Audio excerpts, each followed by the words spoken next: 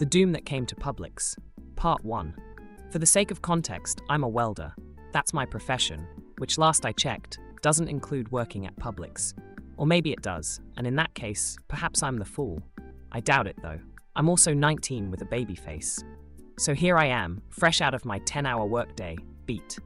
My clothes were dirty blue jeans, a completely wasted grey shirt, riddled with holes, burns, glue, and just really dirty in general, with tools hanging from my belt, a bandana on my head, and a dirty jacket to top it all off. All this to say, I look like I just crawled on my hands and knees out of the aftermath of a tornado. I was already pretty tired, and I just needed to grab some groceries for dinner, so I went to Publix. I was toting a cart with several items in it and not paying much attention. That was when I saw this older lady with a little kid, 3 to 5 years old maybe. She seemed irate, but I wasn't paying her much mind until she asked an associate nearby for help.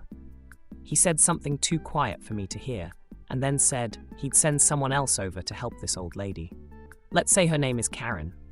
Karen waited impatiently for like maybe 2 minutes before this black girl came over.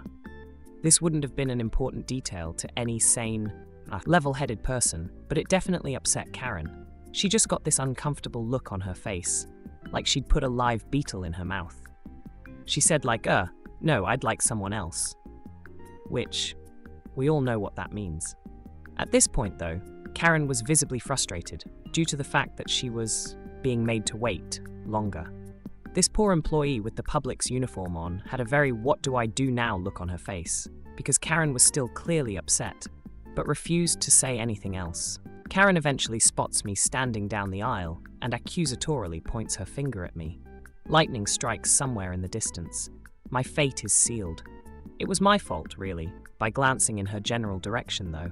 Without saying another word to the girl, Karen marches up to me with her kid in tow.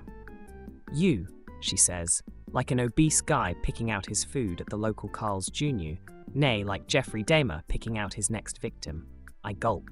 Part 2 is already out. Check my channel.